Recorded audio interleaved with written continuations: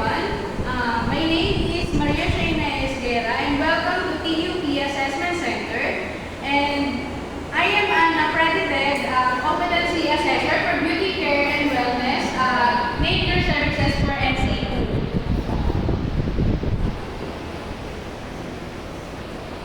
I would like to acknowledge the presence of Ms. Perez from our assessment center, management team, and Mr. De La Cruz from the TESDA office. Trainees, you don't need to worry about their presence. They are here only to observe the conduct of the assessment and ensure that everything follows TESDA's official methodology and standard. They will not evaluate you. And before we start, let me first check the attendance, and when your name is called, please present your admission slip. Mr. Ivan Santiago.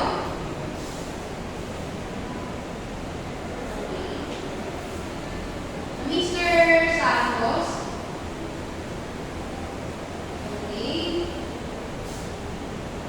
And I also have here your accomplished self-assessment guide or SAG, which indicates that you understand and can perform the competencies under this qualification. And today I will administer the competency assessment for beauty care, nail care, and C2, which includes basic, common, and core units of competencies for today's assessment. And we will focus on the following core units. Performing of hand spa. So the purpose of this assessment is to determine whether you are competent in the unit performing hand spa based on industry standards under the training regulation for beauty care, nail care, and C2. If you are found competent, you may receive a certificate of competency or COC for this unit and or a national certificate SC2 once all core units are passed. So the task that you are required to perform includes preparing the client and the workstation, performing the complete hand spa treatment, conducting post-service activities. So trainees, the evidence collection will be through demonstration or observation. So I will use the observation checklist to rate your performance. And the next one is oral questioning. So after your demonstration, I will ask questions to verify your understanding knowledge. So we have an assessment rule. Number one is the maximum performance times is 1 hour. Number two, observe all safety, sanitation, and OHS procedure all the time. Number three, strictly no talking or communication with other candidates once the assessment starts. Number four, I will be observing from a distance and cannot assist or coach you. So lastly, safety reminder that all tools and materials must be properly sanitized before and after use. And qualified conditions must be checked before starting the service. So trainees, do you have any special needs or require reasonable adjustments before we proceed? Alright. So in plan, I will now distribute the competency assessment agreement sheet. Please read and fill out the required fields.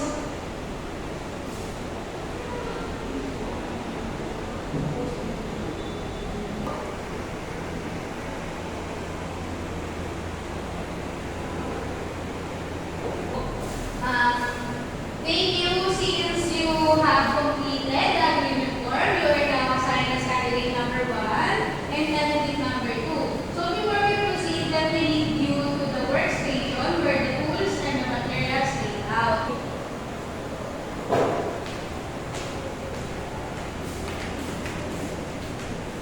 So trainees, this is the practical work area where you are going to perform the hand spa. You are now in the assessment area. Please familiarize yourself with the materials, tools, and equipment available. So, ito yung mga instructions natin. So, using the available materials, you are required to perform a complete hand spa on your client. The time allotment is within 1 hour lamang, and I will observe your performance using observation checklist. After the demonstration, I will ask you knowledge-based questions, and you may call me only for clarification or instructions, not guidance. No? Kasi assessment yung ginagawa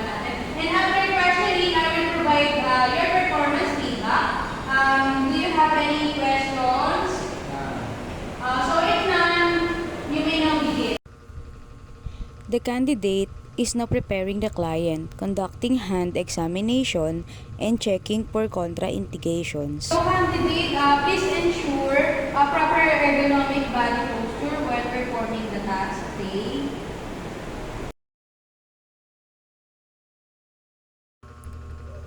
The candidate is now performing the massage application using standard spa stroke and applying moisturizing product.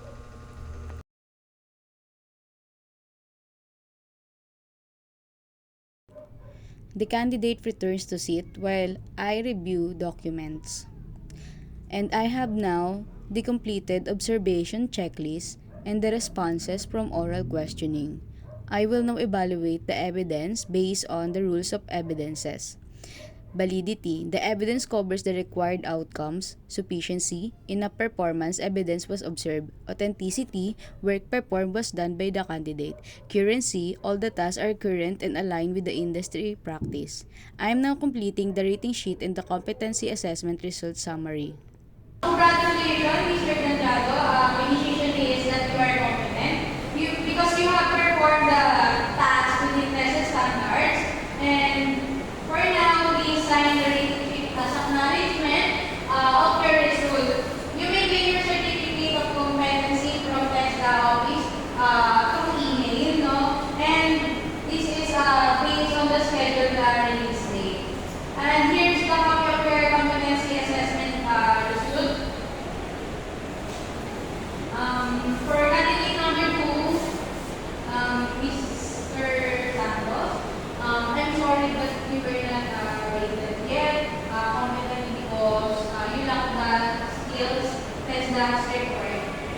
This is a critical requirement for this service. Don't you worry, you may return for assessment after 1 month or when you feel prepared. Only fail the one component will be reassessed, no? These documents will now be submitted to the assessor center manager for quality assurance and report